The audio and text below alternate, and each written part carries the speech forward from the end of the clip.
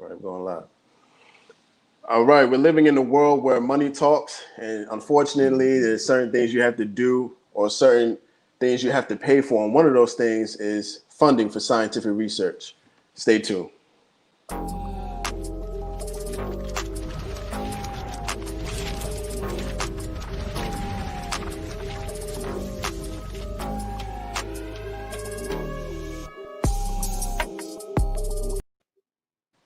All right, good evening, everyone, and welcome to the STEM Files, where we highlight the best and brightest in science, technology, engineering, and mathematics, particularly in the Black community. I'm your host, Tariq Muhammad, aka Tariq Cardiac. I am a biomedical research scientist with a concentration in cardiovascular pathobiology, which is pretty much how diseases develop in the heart and blood vessels. I'm usually joined by my co-host, or other host, as I like to put it, Jabril Muhammad. He is aka Jabril Engineer. He is a mechanical engineer for the United States Navy, focusing on materials and different types of tests to test different types of tests for materials. And it's ironic that the last time we had the guest that we have on tonight, the last time we had him on, Jabril was also absent from that show. So it's funny how he couldn't make it to both, but he's definitely here with us in spirit. We look forward to the questions that he's going to be bringing us throughout the show. All right, so I'm joined by Dr. Jabril Muhammad. Assalamu alaikum, sir. How are you? Walaikum salam, soldier. What's going on? Sir, it's good to have you back on. It's a pleasure to be back on. You guys evolved since the last time I was here. Oh, yeah, big time, big time. Graphics and all, man. I look back on some of those old advertisements that we had, and I was just like, man, if I can go back in time, I'd be like, bro, don't put this out. Like, spend more time. And there's a quote, I'm paraphrasing, but it says, if you don't look back at your old self or the old things you used to do, you haven't grown. And are embarrassed by it, you haven't grown. So I would like to thank Allah and thank everybody who has supported us to get us to this point, man. So thank you so much. Absolutely. It's a pleasure to have been a part of this growth and evolution. Oh, yeah, definitely. All right, so at this time, family, I'm going to go ahead and tell you all about our brother. Let's see here. Dr. Jabril Johnson is a 31-year-old human molecular genetic biomedical researcher born and raised in Baltimore, Maryland. He attended the University of Maryland Eastern Shore, where he received his Bachelor of Science degree in biology and graduated summa cum laude with a Mark C. Star Scholarship in 2009. You can correct me if I'm pronouncing that wrong later, bro. His passion for biomedical research led him to being accepted into Howard University's PhD Genetic and Human Genetics AGEP PFF Teaching Certificate Dual Program. Excelling academically, he successfully completed both programs and published his own novel teaching methods acquired during his graduate educational tenure. Dr. Johnson's dissertation focused on investigating innate immunity genes such as RNA-seL, and we'll go into that a little bit more later, and the impact it has on prostate cancer progression in African-American men. After continued training as a postdoctoral researcher at the National Institutes of Health, National Cancer Institute in Bethesda, Maryland, his postdoctoral training and expertise encompassed stem cell biology impact of breast carcinogenesis and innate immunity impact on prostate cancer development. A summary of Dr. Johnson's accomplishments includes higher education certification, several first author publications in world-recognized scientific journals, and a 2019 Harvard University New England Science Symposium awardee. To conclude, Dr. Johnson is very passionate about mentoring underrepresented populations and served several years as a STEM instructor for the Magic Johnson Summer Program Initiative. In his spare time, Dr. Johnson continues to edify and encourage underrepresented populations in urban environments to take interest in STEM. He looks forward to utilizing his novel research methodologies to assist in building a stable pipeline in STEM education that will benefit minority representation in science. Once again, man, welcome to the program. It's a pleasure, beloved. It's a pleasure. Awesome, awesome. Now, I know some things have changed in the last year or two. You're no longer at the National Institutes of Health, right? Right, correct. So where are you located now? I am at the City of Hope Hospital, Beckman Research Institute in Duarte, California. That has been, at least the last year that I know that I've came in last year, has been designated as being the best cancer hospital in the West. Cancer Hospital. Nice, nice. So at this facility, are you doing the same type of work that you did at NIH, or is it something a little bit different? It's a little bit different. So at the NIH, I was directly involved in research, stem cell research, and breast carcinogenesis and mitochondrial research. Still dealing with genetics, mutations that are responsible for cancer development, progression, aggression, metastasis, so forth and so on. However, just looking at the different mechanics that seem to be involved with stem cells. You know, here I deal with prostate cancer in a genetic population setting. I still deal with identifying mutations in innate immunity response genes as it impacts immunity as a whole for African American men and underrepresented populations. I guess in layman terms, what I do is pretty much identify and trace the effects of mutations that are prevalent and prominent in African American men versus our counterparts, which are the majority, so let's say the European American, Caucasian American men, and trying to understand why prostate cancer is more aggressive and more deadly in African American men from a Okay. genetic standpoint. Yes, sir.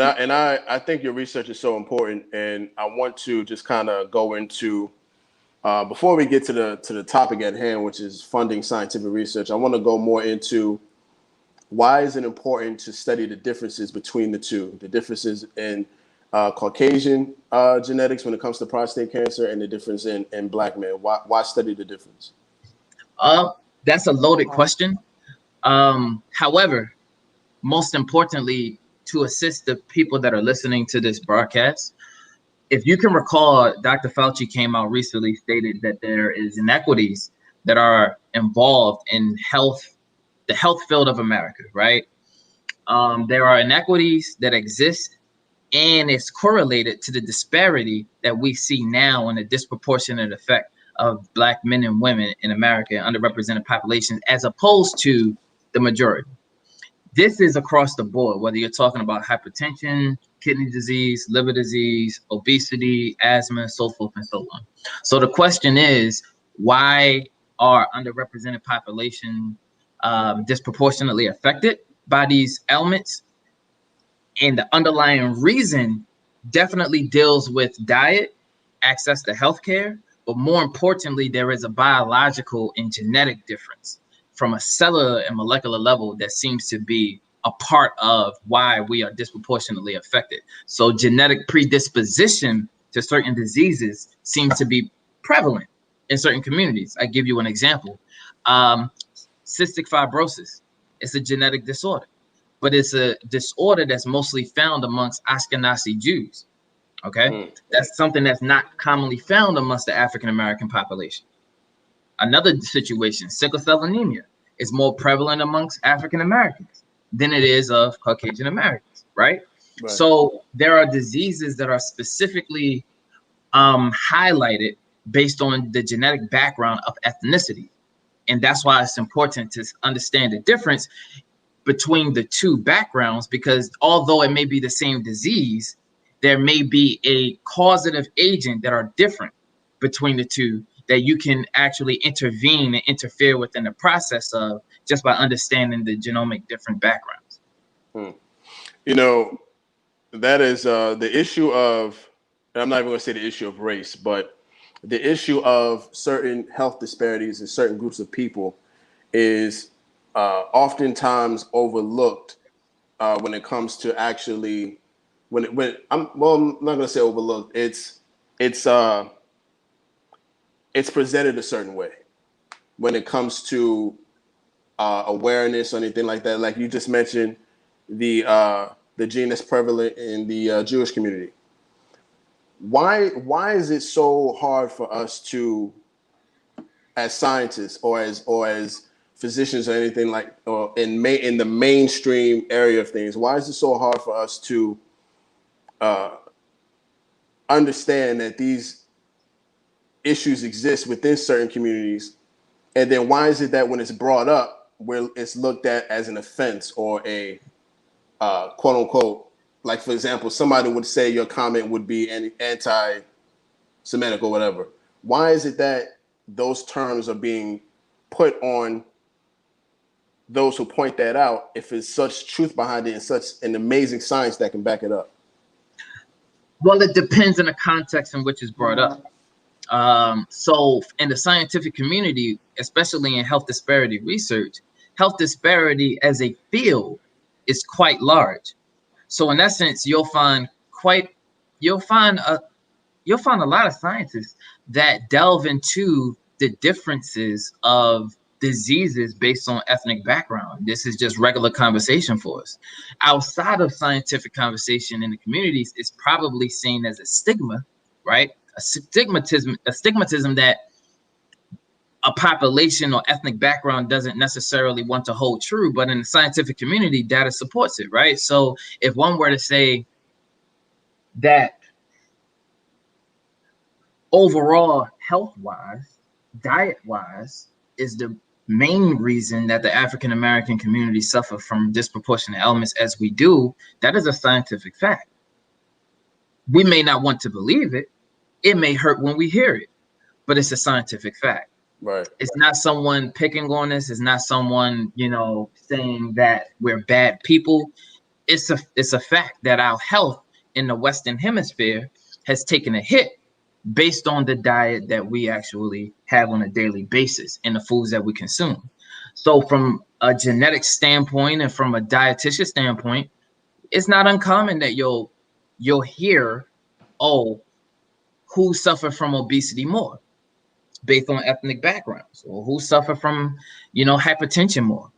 It'll be those that are of the underrepresented population, and it may be due to many factors, many comorbidities that are involved, but primarily you can't be offended when the truth is presented. So there are a lot of groups based in health disparity, research that suffer from diseases more than others. It's not just one group. One group doesn't represent all diseases. You see what I'm saying? Many groups fall into many categories, and these diseases are just more prevalent in them. That's just a fact. Prime example would be those that practice incest, right? So those that practice incest or, inbred families were primarily seen for having hemophilia diseases. Right. We saw that in the royal family of England, right? Right. That's not to say that we're picking on them. That's just to say that this is a commonality of those that share that type of background. So right. Yeah, and that if we can just remain, when we're attacked in that way, or when somebody's accusing us of something like that. And I got this question from one of our viewers, and when we're put in a box as being prejudice or racist or whatever you want to call it, it's important that we as scientists be able to not only relay the information correctly, but be able to break down scientific terminology so that others can understand it and be able to process what we're saying. So speak on that. Speak on the importance of being able to communicate your science effectively, or communicate science in general effectively, and why and how it relates to what you currently do in cancer research. So I'm gonna be very honest with you. This actually ties into the topic very well, because you cannot get funding if you do not communicate your science effectively. That's pretty much borderline the crux of it. When you have a committee that has X amount of dollars that is supposedly there to support research from any particular field, just know you have those that are competing for the same amount of money from the same institute or organization. With that being said, it is also known that the committee are not necessarily all experts in your field. So in addition to the fact that you're applying or writing grants for the sake of money to support your research, you're introducing your research and your proposal, right, to a committee that may or may not be experts in your field, including layman people. So you get your money based on how effectively you communicate the idea, the proposal, and the I want to say in the feasible manner that science can be done. Is it feasible, right? So that hopefully answers your question of how important it is, but more so how it affects my work, because I can't get my work done if I do not communicate my science effectively, because it's solely dependent upon funding from institutions, whether public, private, or governmental sections. So there is another element to this. The other element is that it is also important to communicate your science effectively, because you're not always going to be put into a position where you're just writing grants for the sake of funding research. You're also going to be put in positions where you have to come in front of the people to discuss some of the prominent illnesses and ailments that the population faces. Prime example would be that's why Dr. Fauci is where he is, at the face or the head of this COVID-19 situation. Not only is he necessarily a scientist, but he's a public health scientist.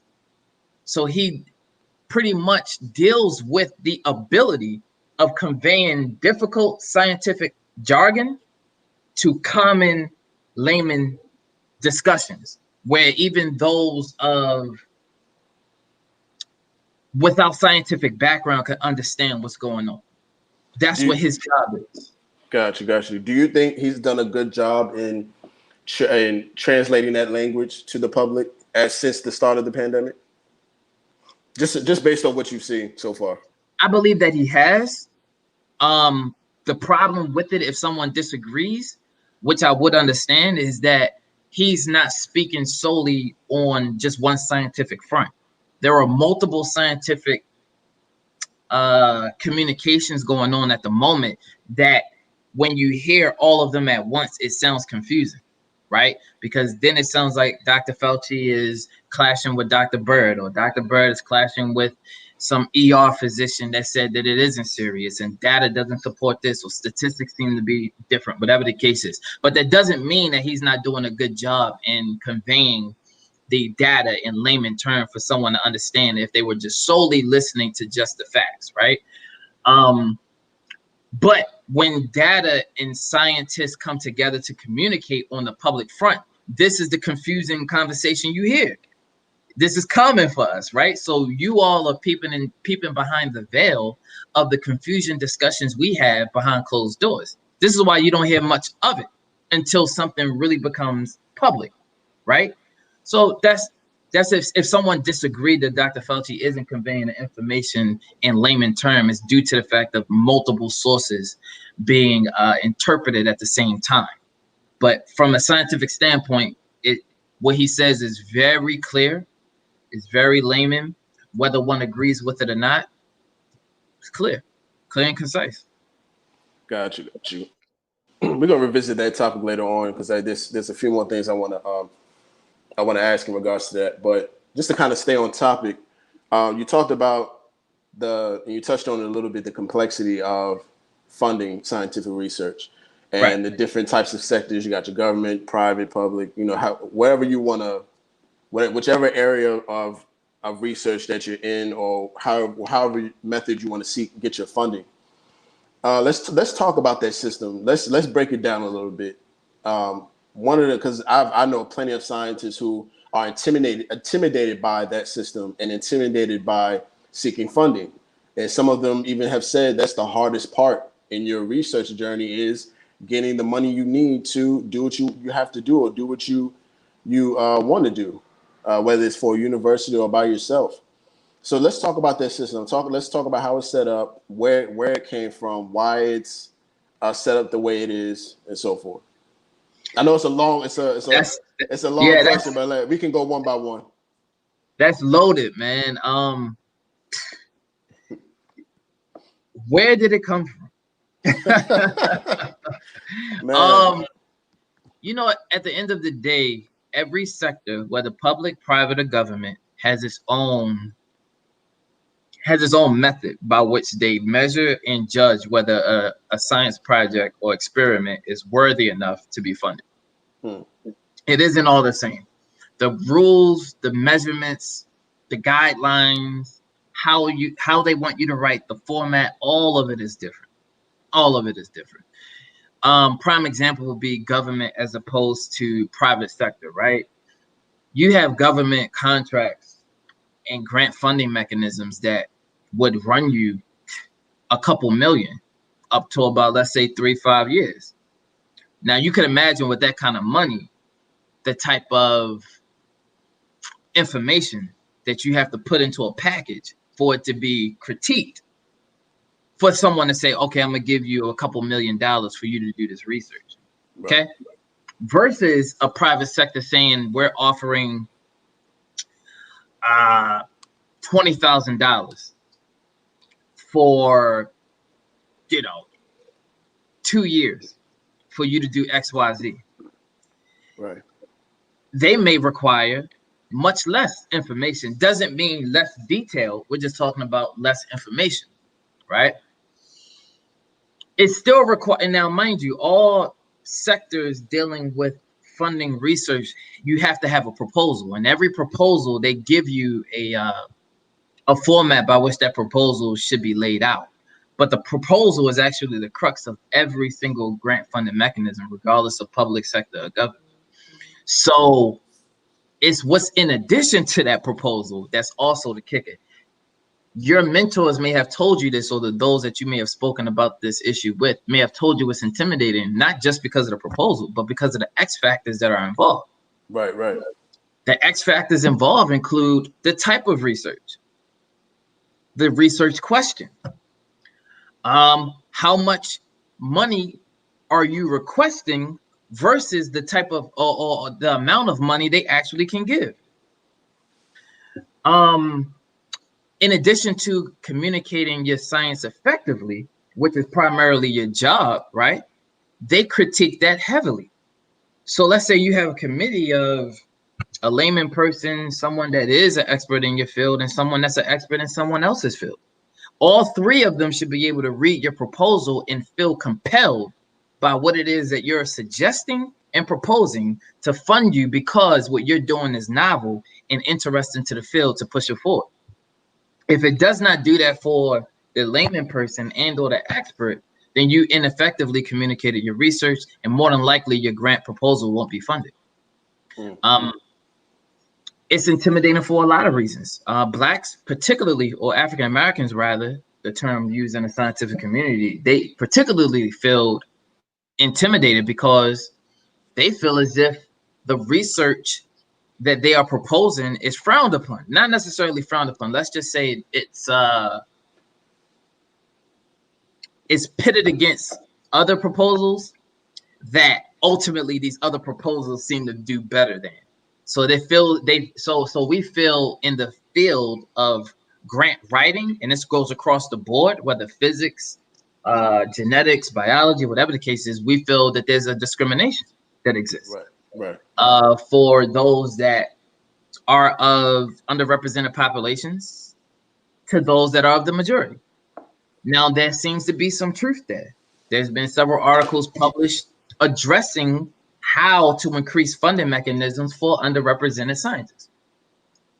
Particularly, this has been spearheaded by the NIH, NCI, NIAID, the multiple heads up there at the NCI, right?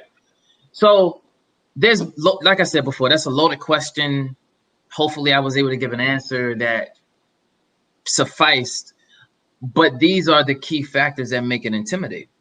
But that's not to say that it's impossible.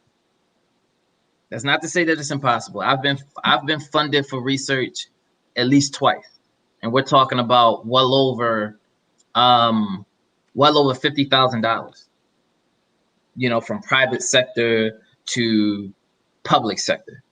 And I personally, my mentor is a world-renowned molecular geneticist, Dr. Rick Kittles, who founded African Ancestry.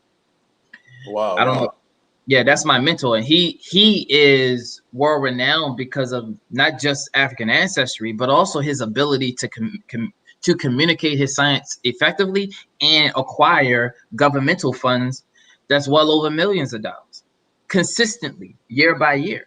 You see what I'm saying? So when you have that kind of track record, and this goes into another question that you asked, I believe you asked the question of how do you acquire? I believe maybe Yeah. the acquisition of it. Right. It also depends on your track record, your mentorship. I mean, the critique for a grant proposal is so in depth that if you believe you're just going to sit there and write a proposal, I don't care how good your writing is or how good your idea is, they critique the institution that you're doing it in. They critique the infrastructure that you have to actually get the science completed. They critique the ability of your mentorship. So if your mentor doesn't have multiple publications or isn't world renowned or whatever the case may be, more than likely you won't get it. They'll look down upon your research as being capable of much because your mentorship isn't seen as much, right? Um, it's so it's so dynamic and robust as far as the critique that it intimidates a lot of people. It makes a lot of people say, you know what? If this is what I have to go through just to get 10,000, 20,000, 100,000 to whatever, I might as well not do it. I might as well just go into teaching in a liberal arts school where funding isn't necessarily a requirement, but I can still teach. Do you So think that the critique that some of them, do you think that all of those critiques that you just mentioned, do you think they're justified when it comes to certain research, or is it a little bit, you can be honest about it. It's no, I'm not yeah, asking any kind of deep question or anything like that. But do you think that it's justified? Do you think that there's reason for the way they do things? there's always reasons. The question is whether the reasons are credible. Now, for me, out of everything that I've stated, do I feel like everything is a necessity? It can be argued. It can be argued. I feel like if you're talking about millions and millions and millions of dollars, absolutely. The more information you have, the better. Right. So if I tell you, you're gonna have to tell me where your grandma lives. You're gonna have to tell me where your people's at. You're gonna have to tell me what you ate yesterday. For a couple $1,000,000, it should Social be security number, expected. right? It should be expected. Tell me something. You gotta tell me something. But if you're talking about 10,000, 20,000, something like that, money is money. Don't get me wrong, but I just think some of the measurements, it should be altered based on the amount of money that's asked, and sometimes it isn't. Sometimes they hold you to the same standard as they do the government, and that's just sometimes how it is. Yeah, yeah, and that's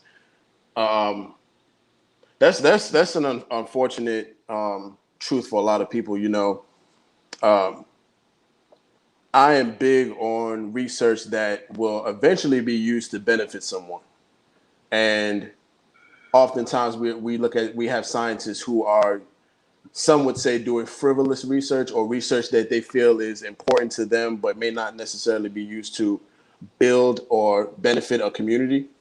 Right. So have you seen your research or the funded work or the work that you've gotten funded so far?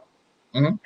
Have you seen your work being implemented in the community? Have you seen it being implemented in any type of medical settings, or how's that been for you so far?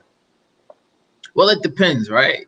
It depends, because one thing you have to keep in mind is that there are certain things that would immediately cause an impact in the field of science, and there are things that will take time, right? So I being a human molecular geneticist, I'm more on the side of non-clinical research versus those that I personally know that are involved in clinical research. And if you were to ask that same question to them, they would answer, of course, yes, because all of the research they do immediately goes from the bench to the bedside, right? So whether you're talking about a drug that they tested in the lab, that goes immediately to bedside as far as like cancer therapeutics, right? Or some type of protocol change that goes from the bench to the bedside. Non-clinical research, it takes time. It takes time, and there's no relative amount of time that it takes before one sees their research truly implemented in a society or in the desired field. Right, right. So for me, I would say out of the publications that I have, I'm so okay. Let's take the two publications that I have from the NIH. One was dealing with understanding molecular signals, key gene molecular signals that are involved in stem cell progression to cancer development in the breast of women. Those were mice studies, not even just cellular work that I've done. Those were mice that I actually did microsurgery on, the whole nine, right? Mm-hmm. In order for that particular research paper to go or to become impactful in the community, someone would have to take that into the clinic first. Someone would have to take that and do clinical trials to see whether or not these genes can be interfered with by whatever drug or by whatever method to see if it can stop stem cells from differentiating into tumors and later metastasis, right? I'm what you would call on the breaking the breaking the mold side, right? New discovery, innovation. With that, it takes time for someone to take innovation and bring it into the clinic to see how that innovation holds up in a mammalian system. It takes time, so that's one paper of mine. The other paper had to deal with mutations in the genome, mitochondrial genome, right? Listen, now check this out. In the clinic, the way oncologists differentiate whether a tumor is secondary or primary is normally by doing some clonal assessment, whatever, right? We've come to find out that it's more accurate to use the genome as a tool to decipher whether a tumor came from its primary site or if it's a total new sporadic tumor that came out of nowhere, right? That paper that I published was all about the novelty of using mitochondrial genome as a replicate tool to show and prove that if a cell is analyzed using a mitochondrial genome, you can tell whether it is of its origin primary, if it came from a primary site, or if it's totally new. How long would it take for that tool to reach the clinic and for oncologists to say, we'll no longer use DNA, we'll no longer use nuclear DNA, or we'll no longer use cellular morphology, we're going to use a mitochondrial genome to identify whether a tumor is primary or secondary? That will probably take years. But that was published as novelty, innovation. You see what I'm saying? Right. So that's all that is. Got you. At this time, where we're about 30 minutes into the show at a halfway point, we usually take this time to highlight a Black-owned business. So at this time, I'm going to highlight a Black-owned business that I'm fond of, that I founded. It's called Original Man Scientific. It's a Black-owned research and development company that is geared to do exactly what Dr. Jabril is talking about, and that's research development and also helping individuals seek the funding they need to support their research, whether it be under OMS or under their institution that they work with. And we also have a program coming up called the Invention and Innovation Workshops. It's for young people ages 8 to 18. It's going to be every Saturday from September 19th to November 14th. We have morning sessions at 10 a.m. and we have afternoon sessions at 1 p.m., both Eastern time. Definitely check us out at the website below, omanside/OMS events.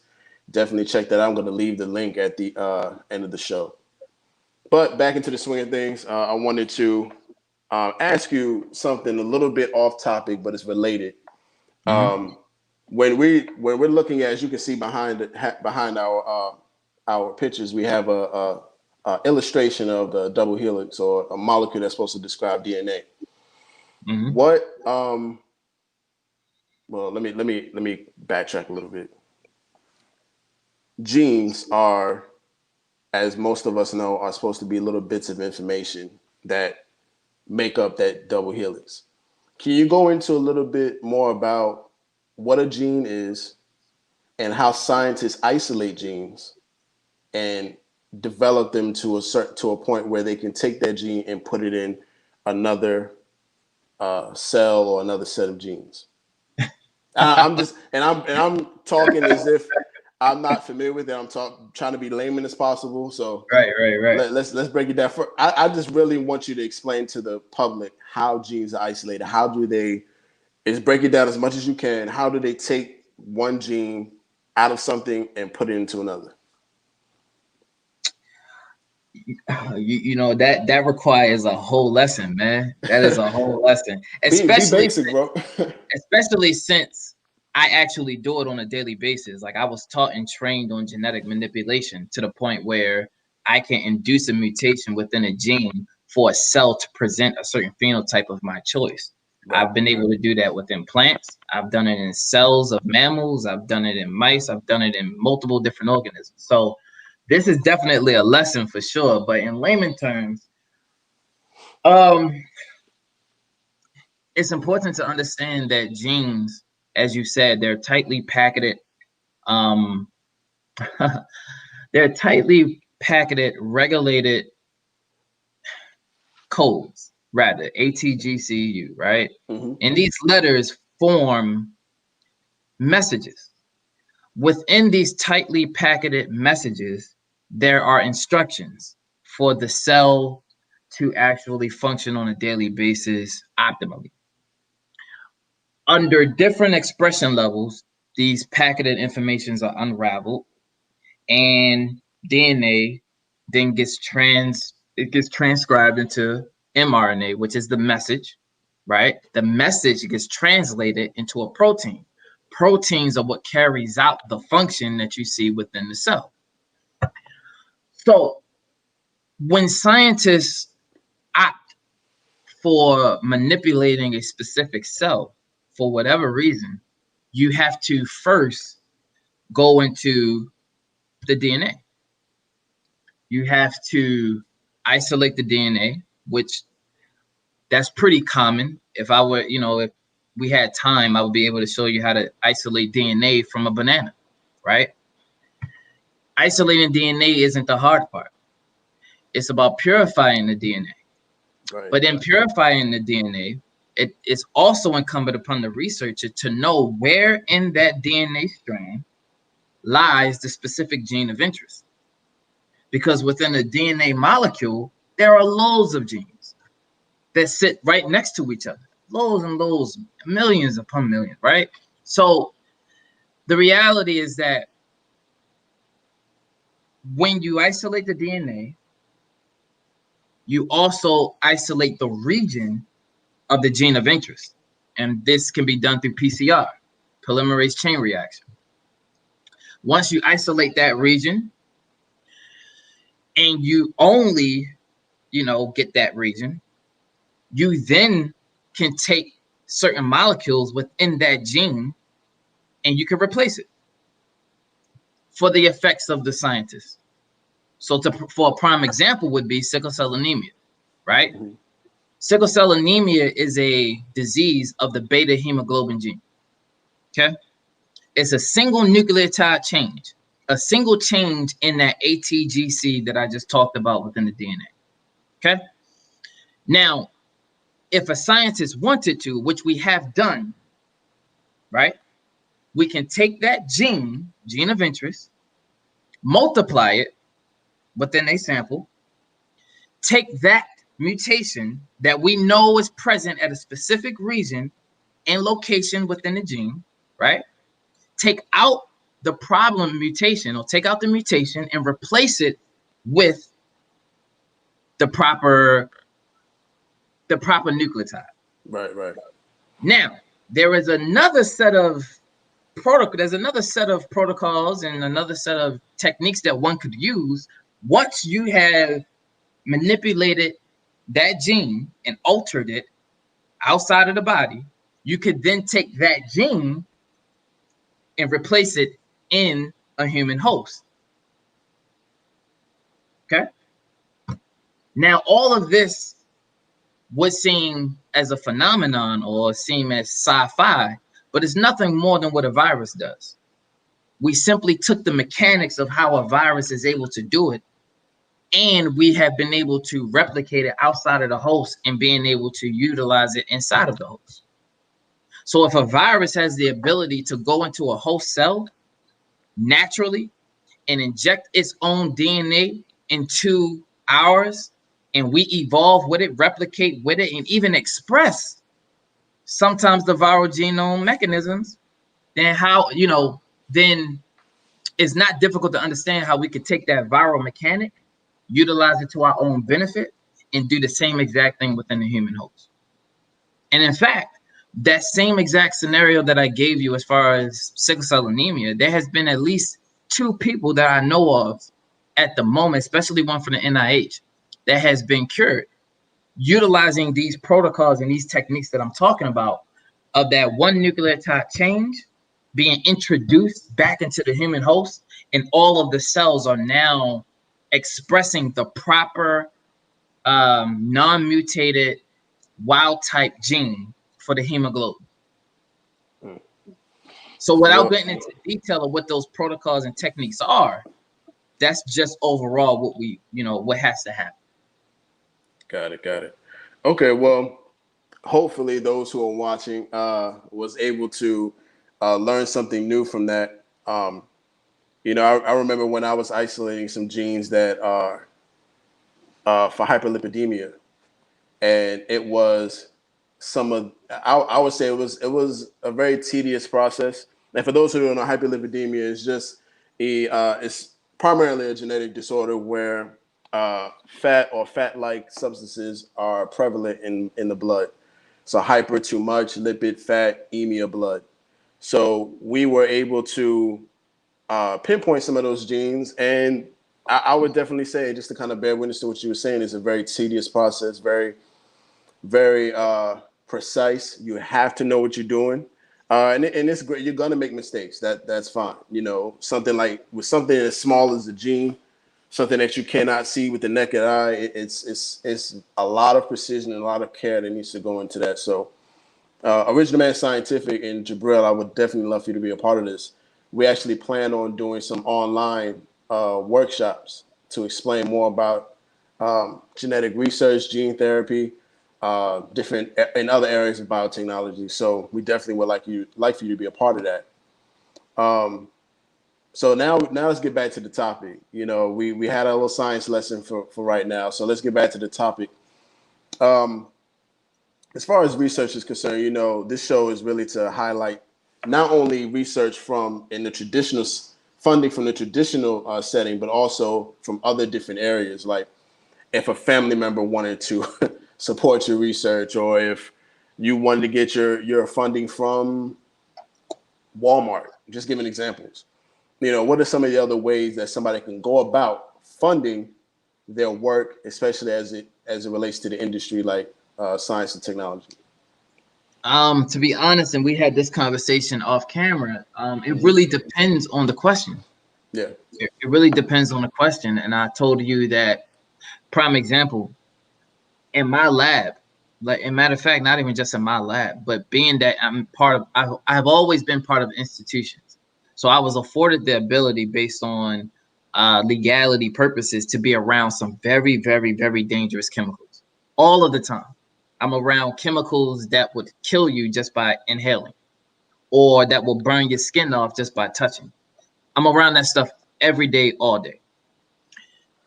So this becomes very important because, depending on the question that you're asking and the research that you're involved in, you may need certain chemicals that otherwise you wouldn't be able to get outside of an institution.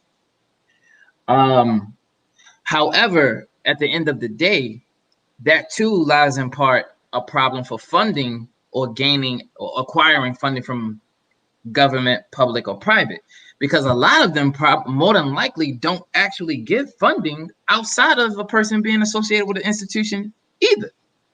Let's make that clear. It's not like someone, wakes up in the morning and say, man, I just want to do research, Right. and they write a grant to an institution. One of the first questions they're going to ask is, what organization do you represent? What institution do you represent? Where's the infrastructure? Mentorship. They want to know all of the details because they want to make sure that the money that they're giving to you is not only just going to the research, but is used not only appropriately, but responsibly. Because anybody could do anything and get their hands on these very dangerous reagents and chemicals. And then you have what? The institution that gave you the money at fault, right? Right. And that's similar to what happened with the whole COVID-19 situation, right? Wherein the NIAID was responsible for giving loads and loads and loads of money to those that were doing research on the coronavirus or the novel coronavirus for years. This has been for decades. And whether it was leaked from the lab mistakenly or whatever the case may have been, the people that gave them the money is ultimately who people found fault with, right? So the way that people or the way that institutions normally sidestep that is to make sure that everything down to the letter to the T is covered. That you have an institution to blame if anything goes awry. Right. If you have mentors that can be held accountable, somebody has to be held accountable for something in order for money to be exchanged hand to hand from institute to institute. However, if your question is solely based off of how do you go about researching who may offer money, that question is quite simple. I mean, a simple Google search of your specific question, your specific topic and field will show you private entities such as okay, so let me, I guess, break down the difference of governmental sectors and private, right? You have the Department of Defense that will give you money for the sake of prostate cancer research, right? Government. You have something called the Prostate Cancer Foundation, which is a private sector that will give you money. Okay, Prostate Cancer Foundation is not governmentally sanctioned. Okay, they're privately sanctioned. They're a private entity that will give you money for prostate cancer research. Same thing with the DoD. It's just that the DoD is government, right? Then you have nonprofit organizations or organizations in general that's not really private sector or really government, like the UNCF, the United Negro College Fund. The United Negro College Fund offers grants for postdoctoral fellows, graduate students, anybody doing any type of research, right? And we're not talking about chump change. We're talking about hundreds and thousands of dollars here. So the UNCF are not in the same pocket as PCF, which is the Prostate Cancer Foundation, which is not in the same pocket as DoD. So it really depends on your research question, where you are in your research stage, and your affiliations. That's what it really boils down to, as far as what you can apply for. So normally to find these opportunities, Google searches are available, but just being knowledgeable and having mentorship to point you in the right direction of certain entities that you probably never thought of questioning. Like the Ford's Foundation. Right. The Ford's Foundation has nothing to do with science at all, but they give money for scientific endeavors. You see what I'm saying? Mm-hmm. So it's stuff like that people have to be cognizant of, and they have to be knowledgeable of in order to begin down the road of funding their research. That there's multiple entities that get, and I believe Walmart and other stores like that may not give money for research, but they give money for fellowships, which indirectly gives money for research. That's another way to think about it, right? So people actually give money for positions all of the time, not necessarily just for research. If you're a junior faculty part of an institution, if you're a new fellow, right, graduate, undergraduate, they'll give you money, and what you do with the money is split between stipend and your research. Right.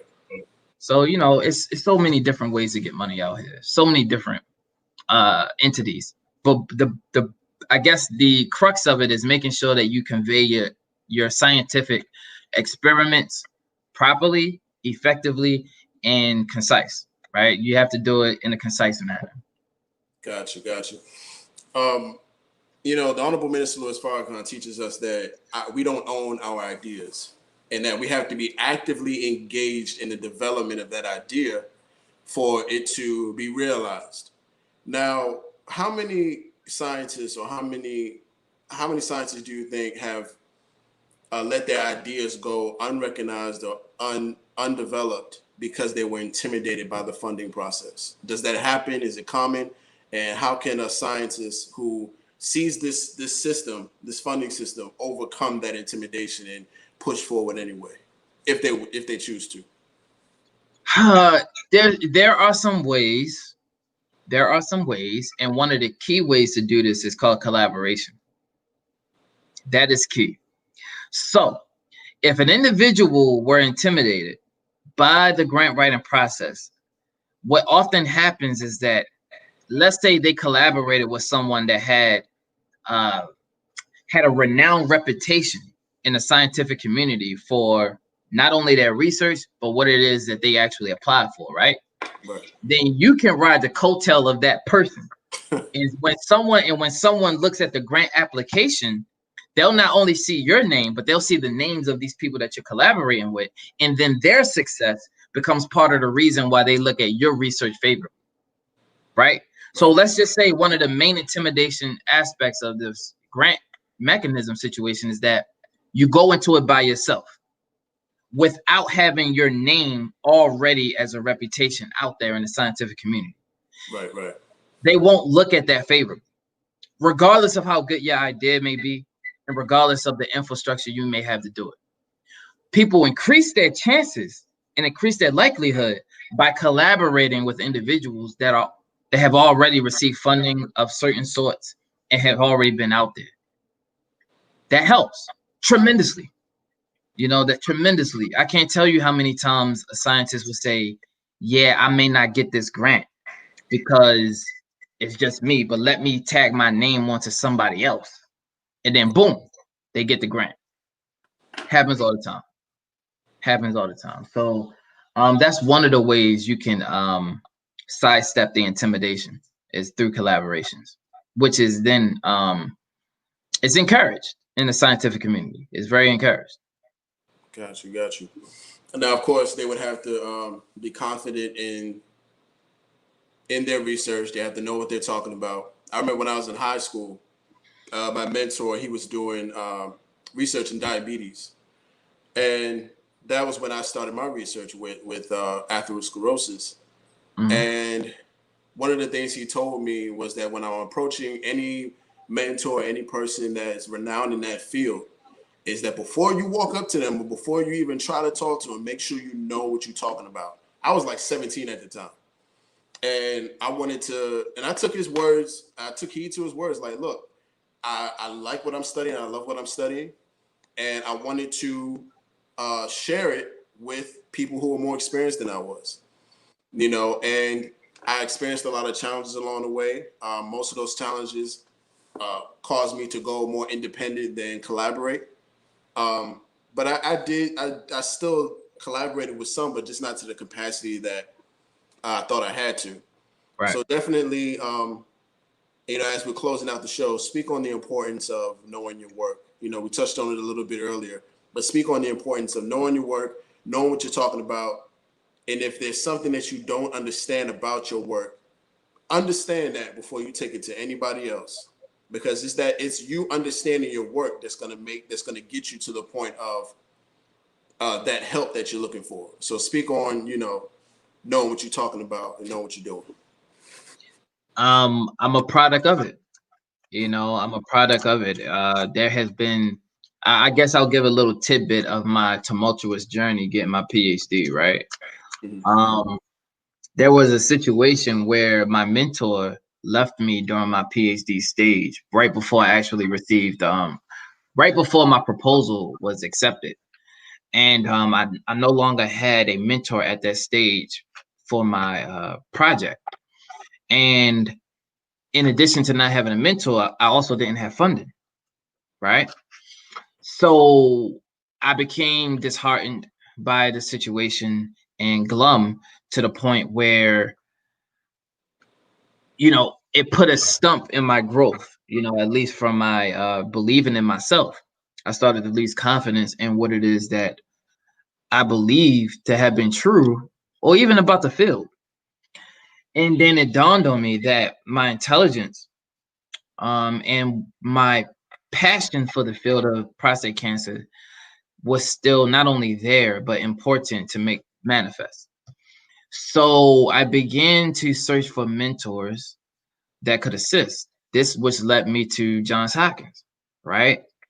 Now, I wound up being with one of the world-renowned urologists from Johns Hopkins, Dr. William Isaac, who has single-handedly not only acquired millions and millions of governmental funding for his research, but he's full professor at the Brady Institute of Johns Hopkins, and all of the research that they've done. He's at the forefront of genetic prostate cancer research at huge guy. His brother is famous as well, John Isaac. When I realized how much he looked at me as a young Black man with no mentor, whatever the case is, he said, although you're in this situation, I'm surprised, one, that you continue, and two, I'm not only going to be your mentor, but I'm going to give you any resources that you need to continue your journey. That's part of how I received my first grant mechanism. My grant funding mechanism was from Johns Hopkins. And we worked, and I proved to him that not only did I know what I was talking about, but that the work was important to be done. That was all he needed to back me. Then I was put in the next situation where my funding ended, and Dr. Isaac wasn't able to assist me in my third aim of my project, which was part 3, right? I then had to go to another world-renowned scientist in Cleveland Clinic by the name of Robert Silverman, who was involved with innate immunity and how it impacted prostate cancer, so forth and so on. I told him about, he never met me from Adamsville, didn't know my name, none of that, just cold email. Told him my situation, but again, confidence in my material, confidence in my research, confidence within myself, and proving myself to be an edified young Black man in America when it comes to research. He not only, again, said that he'll be my mentor, but he read my proposal from top to bottom and became part of my committee and gave me any reagents that I needed, shipped it directly to Howard University at no charge. So I give you both of those stories because it is shrouded in confidence, belief in myself, belief in my research, belief in just me in general. Because if you don't have any of those things, no one else is going to believe in you. Right. No one else is going to have confidence in you. And I was at those two stages that I mentioned, or those two stories, they were at very pivotal points in my career where I could have stopped. Outside of having mentors with money or even acquiring funding, your research is done. You're done. So I think those two stories are a testament to the question that you asked and how important confidence within yourself may be, and importance in understanding your own topic. Because again, conveying the information is important. It really is. Even how I got out here to California with Dr. Kittles, who is, again, a world-renowned geneticist who founded African Ancestry. It wasn't because my name is what it is at a certain point, right? But it's not about that. It was simply about my confidence. My confidence. He looked at my CV and said, Jabril, you did all of this yourself? Yes. From the analyzing data from large data sets to manipulation of DNA to biotechnological skills that I acquired throughout my tenure, to publications, to teaching methodologies, certifications, the whole 9. I pushed myself. To get to that point by Allah's permission. And through it all, by Allah's permission, it ring true that confidence within yourself builds bridges for those to want to continue to work with you. Now, I actually just applied for another grant from the PCF, and guess who's part of this committee? Dr. Silverman and Dr. Isaac. And this has been it's been years since I've worked with these individuals, but they remember what I am and what I'm about. So they're willing to put their name and reputation on my proposal to whoever institute is trying to give me money to say, we back this guy.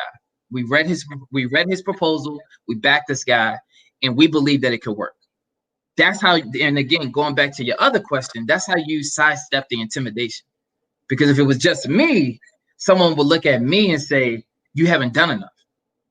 But these guys around me, they say something different because they've done quite a few. You see what I'm saying? So, yeah. Got you. Well, man, you know, I know our audience has been thoroughly fed. If you didn't understand how scientific research works and how it's funded or supported, you do now. And I want to thank you so much, Doc, for joining us tonight. Definitely extend the invitation out to your mentors. We'd love to have them on as well. Yes. Talk about their journeys. How can individuals contact you if they want to know more information about what you do or just seeking guidance? My work email is at the bottom, jabjohnson@coh.org. You could contact me there. I apply immediately, especially since we're all working from home. Right. I'm at the moment, I'm just writing and analyzing data for another publication. I have about 3 that will soon come out, hopefully by the end of this year, before the end of this year. I have a prostate cancer review, a comprehensive prostate cancer review for African-American men throughout the African diaspora. It should be a very interesting read. I touch on everything from diet to genetic predisposition to age, inflammation, all of it. So look forward to producing that for you all. And yeah, I can be contacted at that email. Got you. Well, for those who are watching, this has been another edition of the STEM Files, where we highlight the best and brightest in science, technology, engineering, and mathematics in the Black and Brown communities. Once again, thank you so much, Dr. Jabril, for joining us tonight. Is there any closing remarks that you'd like to leave the audience with as we close out? Regardless of who's listening, especially if we're talking about those in STEM, never give up on yourself. Always believe in your ideas. Believe in what you can accomplish, because if you don't, no one else will. That's right. Absolutely. And for those of you, who would like to know more about the STEM Files and what we do, go ahead and visit our social media pages at the STEM Files, as you see it written on Facebook and on YouTube. And also visit us on Instagram at the STEM Files. If you don't see that logo, it's not us. Once again, if you do not see that logo, it is not us. And on behalf of myself and my illustrious co-host, Jabril Engineer, this is once again been another edition of the STEM Files, where we highlight the best and brightest in science, technology, engineering, and mathematics. If you'd like to donate to STEM Files content, definitely go ahead and see the Cash App link, words below at money symbol, the STEM Files. And if you'd like to know more about Original Man Scientific, go ahead and visit us at omansci.com. Once again, it's omansci.com. The STEM Files is powered by Original Man Scientific.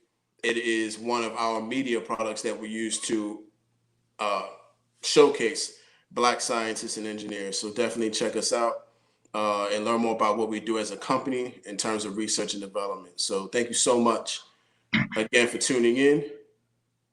Peace and blessings.